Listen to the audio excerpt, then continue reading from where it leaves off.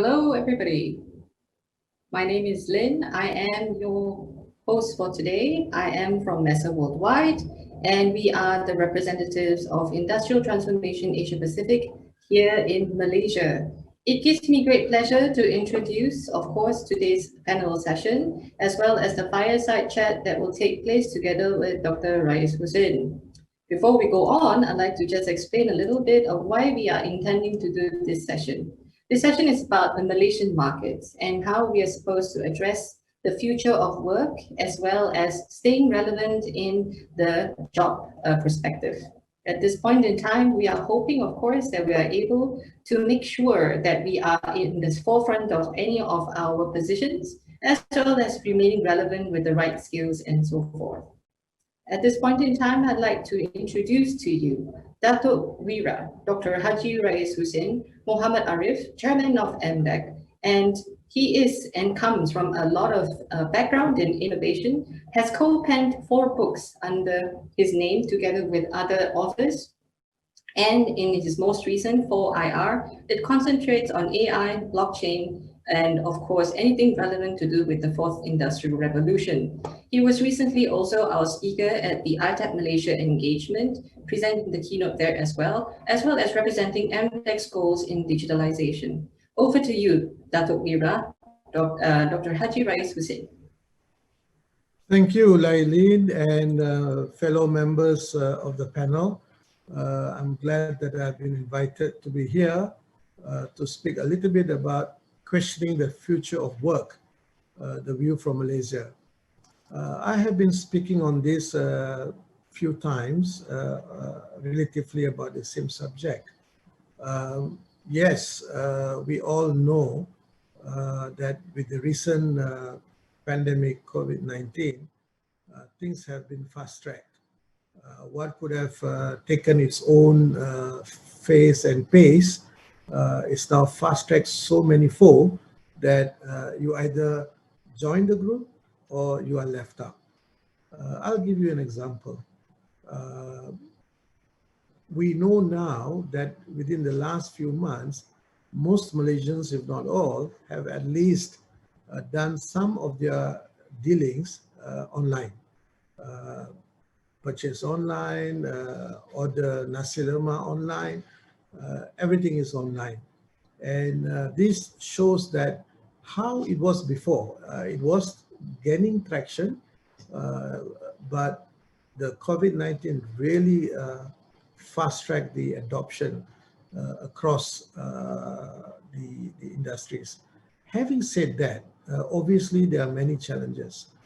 We are facing a very unprecedented situation in Malaysia. I always call this as the Troika of Challenges in Malaysia. We have the pandemic management, can be better. Then we have the economy as a result of the pandemic and the global economic situation. Again, this is very unprecedented.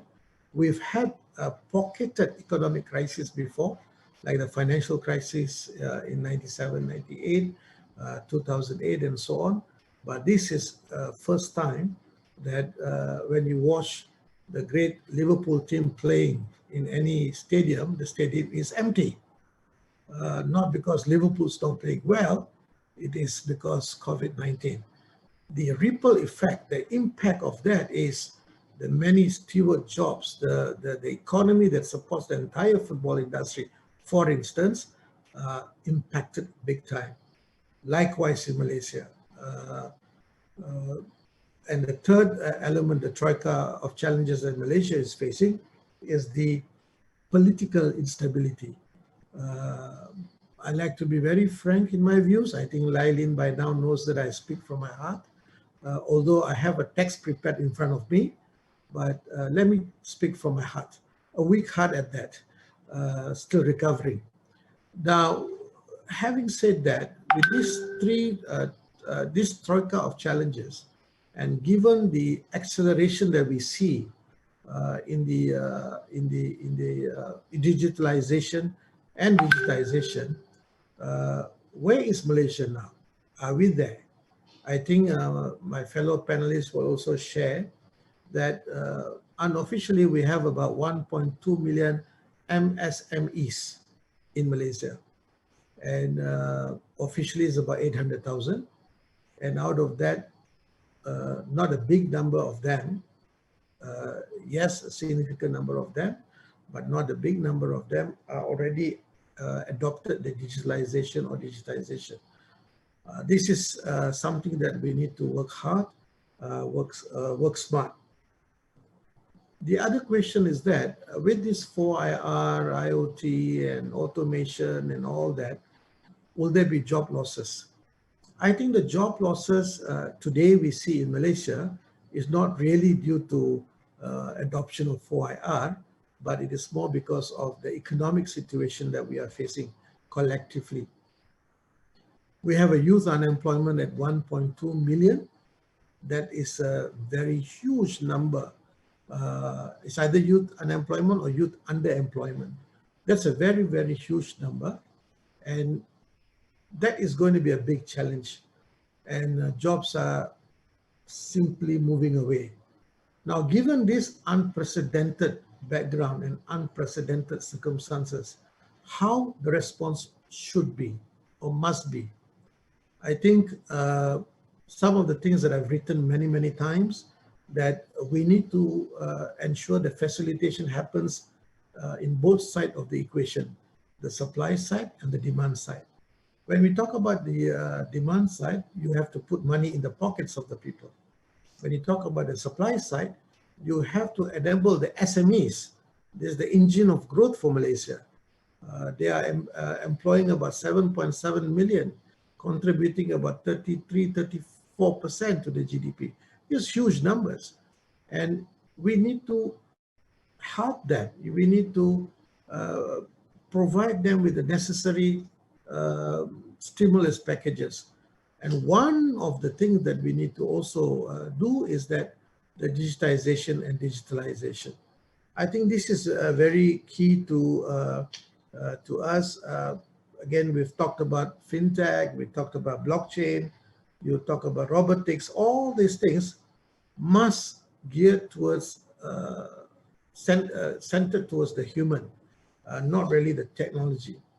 Now, with the job scope and job things are changing so remarkably, let us look at what's the job like. I think the McKinsey report have said very clearly, 600 to 800 million jobs are going to be obsolete in the near future, given the 4IR. This is a very huge number. How ready are we?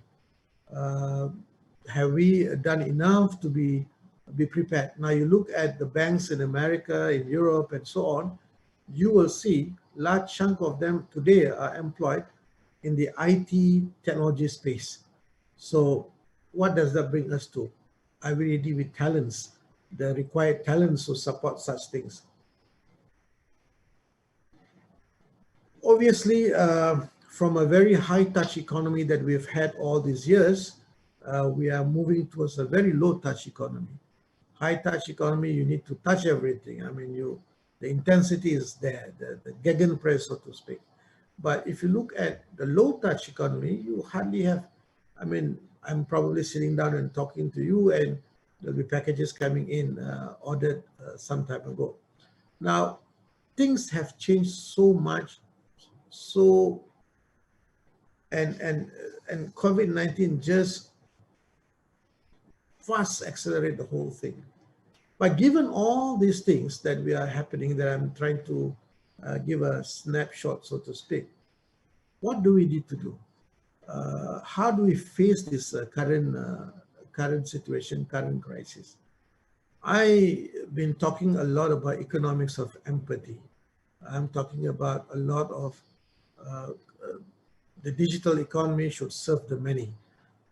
I'm talking about how do we bring about the farmers into the platforms so that they will be able to sell their products to the end user, to the customers. I've been talking about how things are going to be in the future. We talk about future work. The very fact that we are all in this Zoom call, not physically attending a seminar or conference and all that, shows how this future is going to be. How is it going to impact? This is again a very low touch conference. We don't shake hands, we don't talk, person to person. How is it going to affect the travel industry, for instance? Once people are comfortable with Zoom calls and they see the productivity is probably no different from the physical meetings, how is it going to affect the airline industry, travel industry? These are all going to have a big impact. And that's why MDEC is engaging with all the powers that be, the various stakeholders, in coming up with a new blueprint, so to speak, when we talk about Malaysia 5.0, which is loosely based on the Society 5.0, something that the Japanese have been talking about.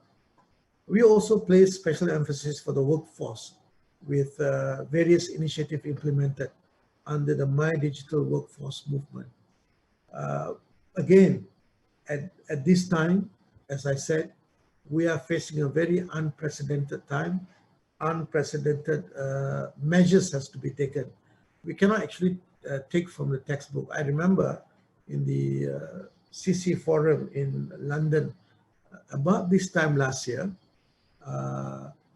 they asked me, in one of the questions, they asked me, Dr. Rais, how would you see the next decade? I told them, we can't even think about next quarter, what more about next decade?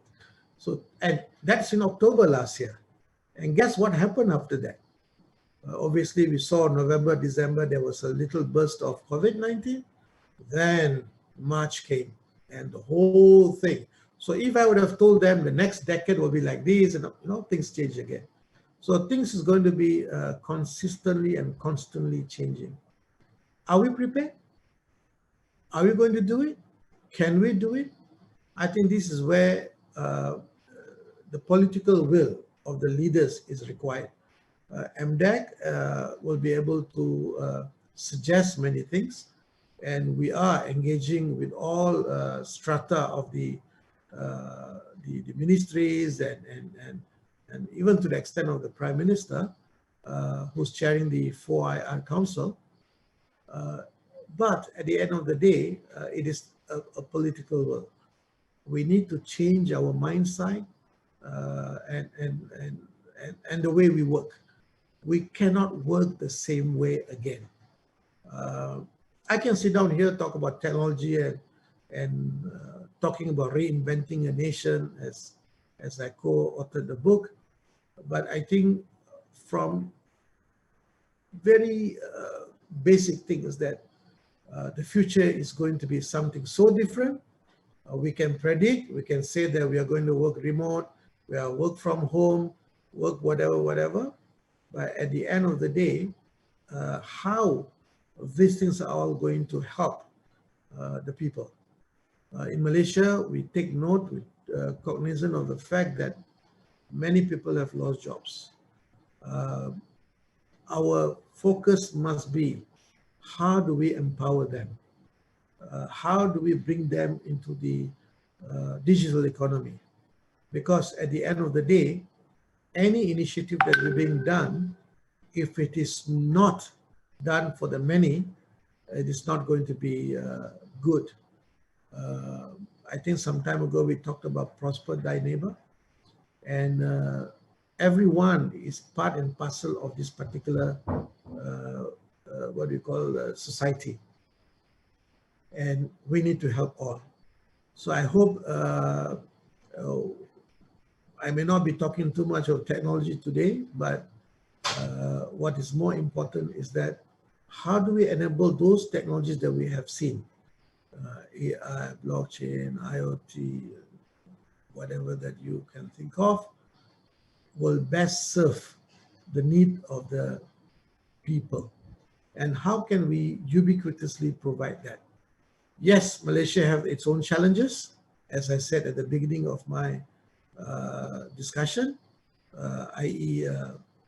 Pandemic management can be better, economic crisis, some is external, some is internal.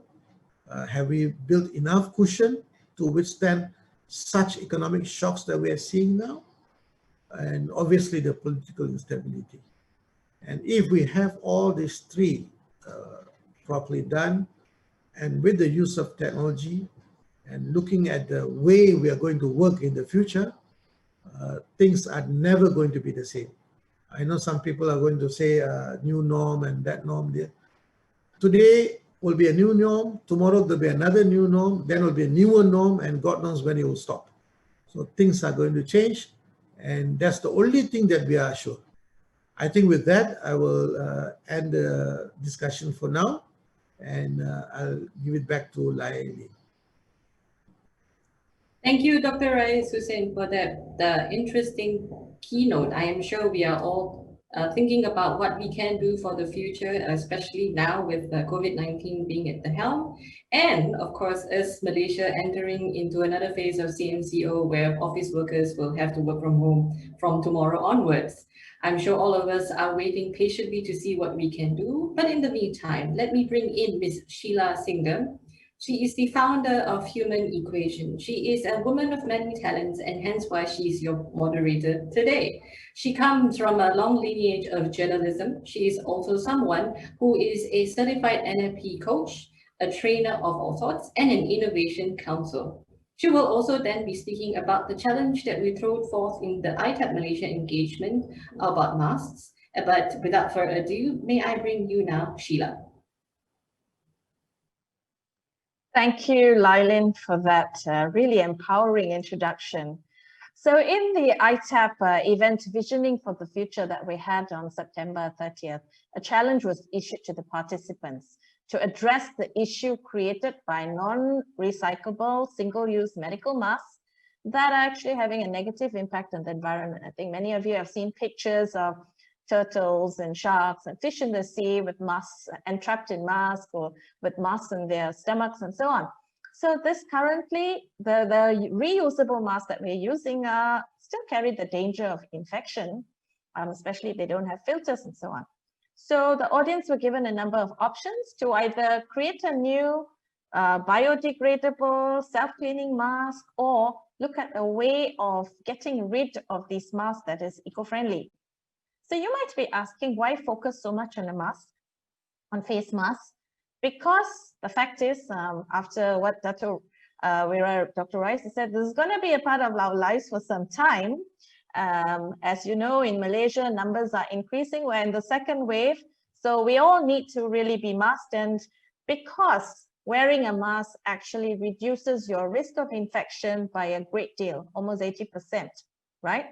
So interestingly, what I did in my research was, although some of the masks that I'm going to be showing you soon are not part of this challenge, we discovered several interesting solutions designed by other parties here and around the globe. So I would like to have the slideshow up, please. Okay, the first mask innovation was the Vetro V. Now this is still in the prototype page. Can we have the next slide? It was created by a student named Izzy Britos in California. She's a design student. So it's like a hybrid mask helmet inspired by the military, but it's got all sorts of fantastic features. It's got enlarged valves, it's got a Google plexiglass and a layer of protective foam. And it can also incorporate Bluetooth so that you don't have this issue of being difficult to talk or difficult to hear. So it's got a Bluetooth sort of feature in it. And it is a prototype. So, they're looking at angel investors who would take this on and produce it. Next slide, please. The next type of mask that's already expected to ship out this month is the UV mask. We have a change of slide, please. Okay, so it actively uses UV light to filter and sterilize the air you breathe. So it scales down active UV filtration technology to a wearable level. And guess what? It removes 99% of the bacteria, viruses, and particles that are as small as 0.3 microns in the air, 10 times faster than we breathe. Now, I've actually looked into this mask and I just think that I might be ordering it, okay? It's designed in the US and made in Japan. And then the next slide that I'm going to show you is the sea face mask, which is made by Japanese startup Donut Robotics. Now, some of you complain that when I wear a face mask, it's very hard to speak, which is why we are not wearing face masks now. Words become muffled, people can't hear you very clearly. This sea face mask not only helps to transmit and amplifies your voice with clarity to another person's smartphone via its speaker, it also transcribes spoken words to text messages or notes. This is probably going to be another go-to one. We've got to look at the price. I might be wearing these fancy masks because they're so amazing. The mask has a translation function. So it can translate Japanese to English, Chinese, Korean, and French.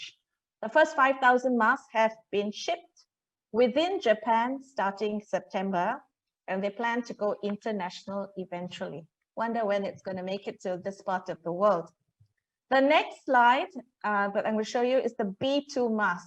Yeah, it looks like something from, apocalyptic wartime, but it's actually what you're seeing is like the extended part of it. So the great thing about it is got a good ergonomic fit. It's comfortable, it's airtight, and it can fold it in half the dishwasher or even in the washing machine. So it also addresses the issue of cost and wastage because it has the smallest and most affordable high efficiency filters in the market. So the filter technology provides filtration efficiency against airborne contaminants as small as 0.1 microns, and it's been tested in the Nelson labs. It's completed its funding and began shipping its first mask out in June. I wonder if any of you is using this one, do give feedback on that. And then we have the next mask, which is the Gill mask. This one is designed by Singapore-based Eras Medical for additional protection, and it also reduces mask wastage. It's kind of cool, I think, yeah. It has a detachable filter cartridge and requires 1/6 of the absorbent material used in a standard surgical mask. So it fits comfortably in the space between the nose and the mouth and can be washed in boiling water to remove contaminants. So these are just some of the sort of very sophisticated and yet simple to use masks. So the question is, we in this region, we've got this as a Singapore-based mask. Why cannot we be innovating on this mask technology? There's a big opportunity out there. I don't have pictures of the next mask, but I just want to say something. It came out in the news a few weeks ago that standard primary school students from a Tamil school in Subang Jaya in Malaysia, 9 of them created a washable 3-ply mask with changeable filters of herbal patches derived from natural ingredients like ginger and turmeric. Okay. And the invention won them an award in the Diamond and Gold Awards at the Virtual Invention, Innovation and Design Farm IIDX 2020, organized by University Technology Malaysia. They're working at commercializing the product, and these are primary school students.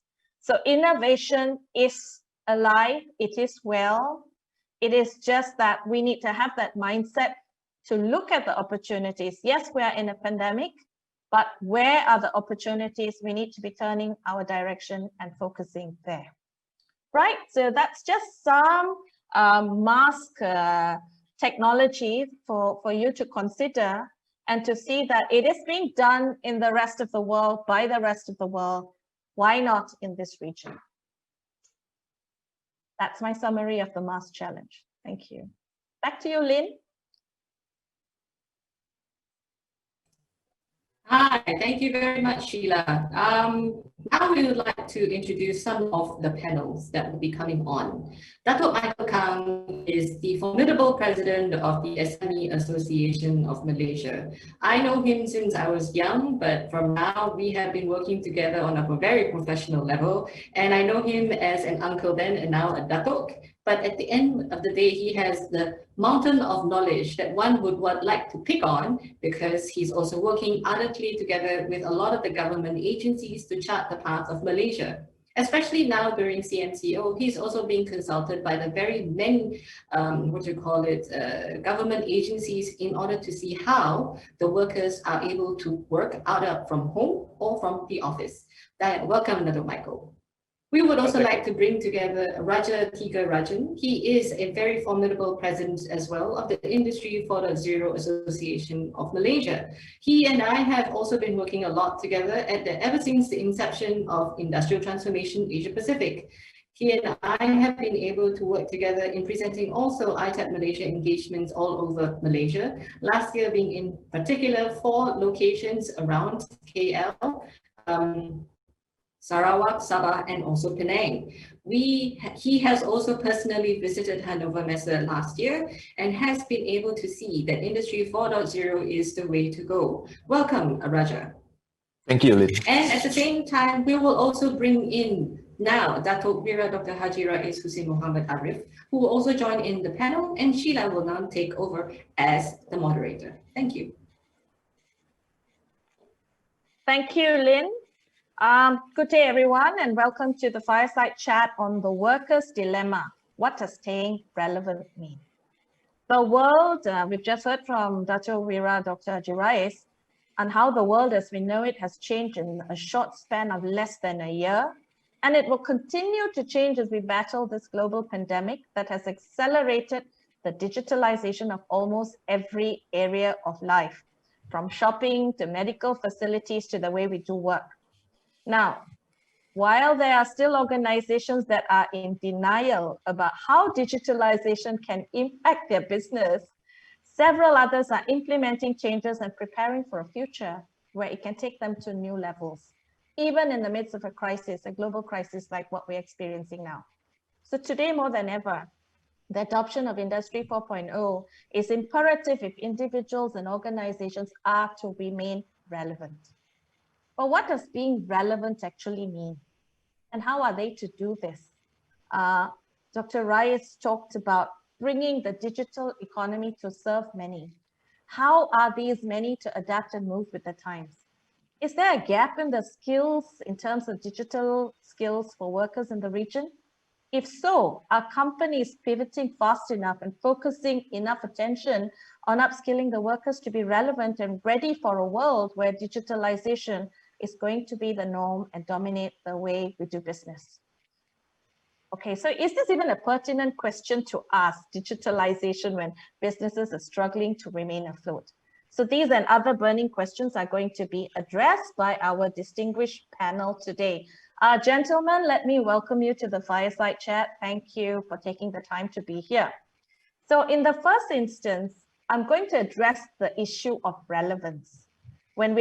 Before we even address the skills of Malaysian workers, let me ask, what does being relevant mean in today's context? Raja, I think I'm going to ask you to address that question. As Industry 4.0 Association, you've been working on this track for some time. What does being relevant mean in today's context, especially today? Thanks, Sheila. It is a very pertinent question at this point, because the journey that we have come through since 2017, the association with our industry partners, such as ITAP and Hannover Messe, we learned a lot. So basically, to really look at it is actually to stay relevant, is that your company and your employees have to keep learning. And that is something that we have not looked into. As far as the one of the CEO and chairman of AT&T has actually said, the fact that everyone needs to be retooled, but it's not a question anymore that you have to stop learning at this point. Dr. Rais actually has rightly put the fact that about 600 to 800 jobs will be made obsolete or redundant. And the fact that, why is that? Malaysia has been enjoying the notion that we have cheap labor since the 80s and 90s and all this stuff, and we continue to enjoy that. But because of the adoption of technology, and also with certain problems that we see in the business and all this stuff, MNCs are seeing the need to move in the hierarchical chain to understand how can I improve my processes. So this is where they're actually making decisions based on how can I improve my profitability in the company itself. And sadly, the employees are the one affected, those who are not really skilled. I know for a fact that a lot of MNCs who are coming in, setting up base in Malaysia, have already adopted Industry 4.0, or basically the processes that needs to be done, because their parent company from the US or the Germany have directed them. Now they have a new problem. Do I have enough skilled labor in the country to support my production? Now it can go two ways. Either that we need to look into our education system or the technical, the vocational training system in order to meet that demand, or we might lose these MNCs to the neighboring country because they feel that Thailand or Vietnam are going to be able to produce enough semi-skilled or skilled labor to support their production. Now, with that and all this stuff, we do have a very young and a growing SMSC, micro and small medium enterprises, and we need to look into helping them to grow at the same time. With the help of Hannover Messe and ITAB, you know, it is actually vital that companies in Malaysia have this mindset of actually learning from your neighbors and see what we can actually improve. So it actually, we need a reboot of our education system in order to help revitalize our workforce. And to help people remain relevant. That's right. Coming back to the next question, in your opinion, and I'm going to address this first to Datuk Michael. In your opinion, are the workers in our region in Malaysia today sufficiently equipped to remain relevant? Or do you feel that there's a skills gap that prevents them from being so? Thank you, Sheila. I think in the region, I think we talk of Malaysia today. I think most of the workers are still a big gap, you know, for which is on the like what the Dr. Wira, Dr. Rais mentioned, that you know we should stay, you know, digitals and improve our productivity, improve our competitiveness. That part, I think, our workforce in Malaysia, I think, is a big gap. As what the Raja mentioned, that Malaysia for the past 80s, 90s, we are since to know that, you know, Malaysia is a cheap labor country. You know, even until today, Malaysia still a lot of SMEs still relies. Majority of them still looking at the foreign workers, are still not able to embark into the digitals or even to the IR4. I think this is the big gap is going. That's why during this pandemic, with this proposal to the government, we hope that this bencana recovery stage, we hope that it's the time for the SME to transform. Government should focus on the human capitals, human development, move them to upskill them, reskill them into the digital economy, enable them, and to able to help the SME or on the transformation.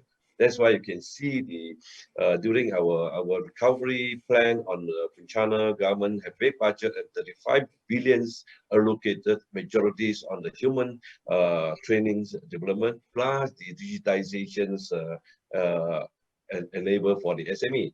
This is the main focus now. We hope that even the coming budget, we hope that the government can put more focus, more areas, and helping to reskill, upskill the Malaysian workforce to stay relevant on our economy development. Since government has set up the digital economy task force, I think we should move all the SME to move up the skill up another levels of their skill and stay with the SME at the same time. We're more competitive and we're able to compete internationally. Thank you, Dr. Michael.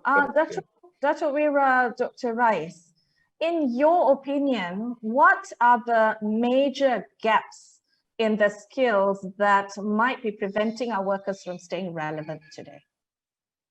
I think Michael and Rajesh Sekran said it very clearly. If we look back a little bit in the history, South Korea and Malaysia started about the same time, mid-80s. And look where South Korea is and where Malaysia is. Now we just look a little bit more, we understand that South Korea took the part of innovation economy. And they went through some difficult times in the beginning, went through some inflationary pressures because they wanted to introduce a high technology, high income type of economy propelled by innovation, not cheap labor. Malaysia took the different route of cheap labor. And unfortunately, this stick until today, despite the fact that we are keep on saying that we cannot again anymore continue with the solution of the mid-80s. You cannot solve 2020 with the mid-80s solution. You need to think out of the box, number one. Number two, not only you have to think out of the box because the old method is gone, more importantly, we are facing unprecedented things. So upskilling is important, very, very important. Let me just give you one more example. Malaysia used to be thereabout with Singapore with regards to creating a good ecosystem for startups. Today, we are not number 2 behind Singapore. We are not number 3 behind Vietnam. We are number 4. Why is this happening? So we need to reassess that. I think Rajesh Sekran talked about education. I think education is sacrosanct. We need to look, why did Vietnam leap above us in mathematics, in technology, and now even as a startup ecosystem, they are above us. Why do you think so? Education plays a very big role.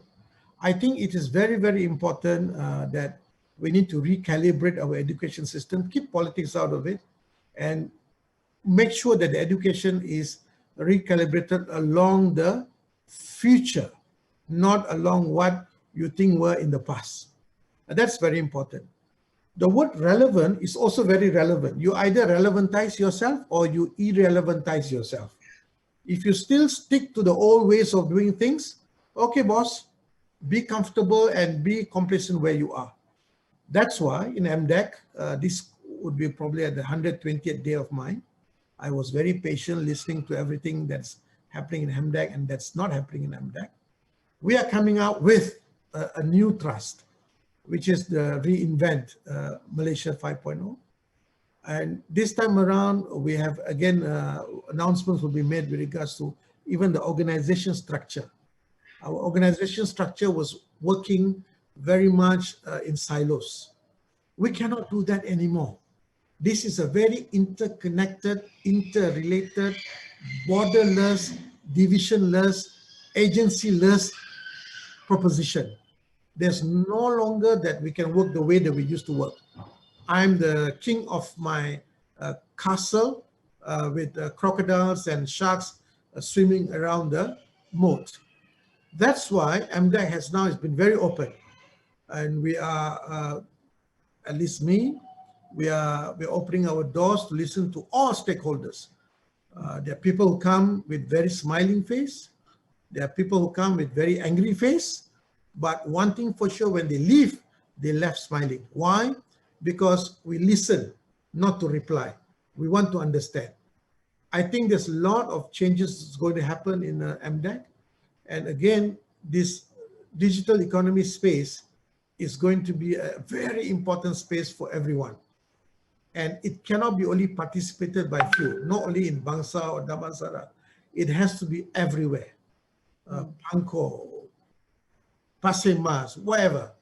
The important thing is that how do we bridge it? We talk a lot about digital divide and big names, big catchphrase words. But are we doing enough outreach? Are we going there and telling them how, if you put the ikan bilis mata biru on the platform, you can get 18 ringgit per kilo instead of selling 5 ringgit to the middleman. How can we do this? So Rajasekharan really put it there, education. Education here, not just a formal education of university and school, also those farmers, and how do we outreach to them? I think that's how you're going to be relevant and stay relevant. Things are going to be so different, and you cannot be in your comfort zone of yesteryears. Thank you, Dr. Wira, Dr. Rais. That was very interesting because I've always been, as a person who consults on innovation, so I've always been of the mind that one of the biggest impediments to innovation, to growth, to education is the culture, sometimes the hierarchy, the history that of which companies are so proud. Yeah, we have done business this way and it has taken us here. So we mustn't lose our values, we mustn't lose our roots and so on. But truly, sometimes we need to forget the past and we need to recreate and reinvent and innovate for the future, as you said. And education being an important point at all levels. Now, so I'm going to come to the question now of strategies. We've talked about education, we've talked about forgetting the past, reinventing, thinking out of the box, and so on. And one thing that you said, Dr. Wira Rais, is that we need to make it accessible to the people. You said that it should serve many, from farmers to, you know, big corporations. So, and then I want to come back to you, Raja. You spoke about education, and that in a way is the thrust of it, right? The pivot point of it. Could you offer us some ideas, some suggestions in terms of that education? Taking off from what Dr. Rais said, as in how we can educate anybody and everybody at all levels. And generally, when we talk about education, we're talking about sort of structured, institutionalized education, but today that's no longer the case. Thanks, Sheila. But I'm also going to summarize what Dr. Rais just said also, because it is pertinent that the approach is holistic. And the fact that all government agencies, industries, and also the educationists need to get together to address this issue of education. And also inclusivity. I know that the education system in Malaysia has always worked as a silo entity to say that they are in charge of education, but it's no longer seen as so, because you have issue of demand and supply. Now, the kids that go through the education system for the last 15 years, are they employable? Because I have personal experiences of hiring biotech engineers, right? And for simple terms, they cannot get it right after graduation. So I feel that what is going wrong? Because the thing is, there's a simple mismatch of education and also the hireability of the workforce. And this is where we need the industries to play a part in resolving those issues. What does the industries want? What do the companies see as a need for today's market as compared to what was 20 years ago? Now, and I know the Industry 4.0 has brought up a lot of questions, and companies are afraid of adopting because there's a loss of job relevance and stuff like that. But the opportunity also rises for new scope, such as data scientists. For example, Dr. Rais was talking about farmers, and we are talking about precision agriculture, where they can actually use drone technologies, IoTs, and big data to actually evaluate how farms are being kept. And so those are the things that I think the industries can play a role. You know, the specialists in the various sectors can do that. But we need the educationists to also play their part in making sure they tag along. One of the other simple examples that recently came across was we create new job or basically education programs. Like I want data scientists, I want cybersecurity and all this stuff, but they are being created without the knowledge of the current market. So what we need to do is understand what we are doing now, and can we now couple it with these modules? And that's what I think Germany has done it very well, because they're actually more known for their TVET and vocational training. It is highly valued as compared to what we are doing here, because we take it that after Form 3, you know, if you don't do very well in your science and your arts, you end up in your TVET or your vocational schools, right? But that's not the case, because we need more of those technical skills to improve our lives. Okay. So I think the hindsight is to stay relevant. The companies and employees will have to look at lifelong learners. So adopting the culture where it doesn't stop at a degree, but you can actually continuously grow yourself to updating your employees. So this is where the employers will have to give the relevant access to data information on what they are doing. Right. So you're actually speaking about sort of like a match between education institutions as well as industry. Education industry need to be working together to synchronize in terms of what the gaps are and what are the needs. Datuk Michael, thank you, Raja. Datuk Michael, so coming back to the SME sector, which is a huge contributor to our economy, what is needed in the SME sector right now, and what is your association doing to assist your employees, workers in the SME sector to really get upskilled and relevant for what is happening in the world today? Yeah, I think like what the Datuk Wira and Rajas mentioned, you know, education is very important now, especially they should work with the industry, you know, as like German system. I think that is the best, the way, you know, like we have to embark into it. Like Malaysia, oh, yes, SME for the past 80, 90, or even until today, you know, they're still very labor intensive move in this area. They did not really spend much for their education or train their staff or upskill, reskill their staff. Again, the employee is at the same time, employee, you can see most of the employee did not really go for their own initiative to take additional course or to learn additional knowledge, how to embark into the new norm, a new way of doing workforce, you know, stay relevant to the industry, stay relevant to the world have changing. But after this pandemic, I can see a lot of SME and also the workforce try to find a way to make a change, to learn how to change their way. Because majority of SME before pandemic, I can see 90% of SME still very traditional. The way they do business is still stay very traditional, refuse to change their mindset, still very old mindset. You know, they have been done their business so well for the past 60 years. They feel that they do not need to change anything. But today is totally different. After the pandemic, most of the SME have to find a way, their own way. They can search what way can change themselves, how to embark into digital, how can make put their staff on training to upskill them so that they can able to get enough their talents. So that's very important. That the way I see, not only educationists but industry have to involve. Plus, I think employee or those who are willing to change, they have to also be involved so that they know the message to pass it down to all the workforce in the country. They have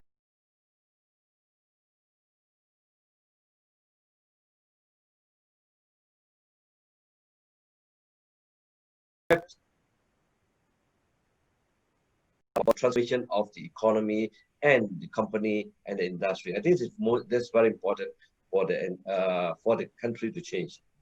Right, and that's a powerful message to SMEs out there.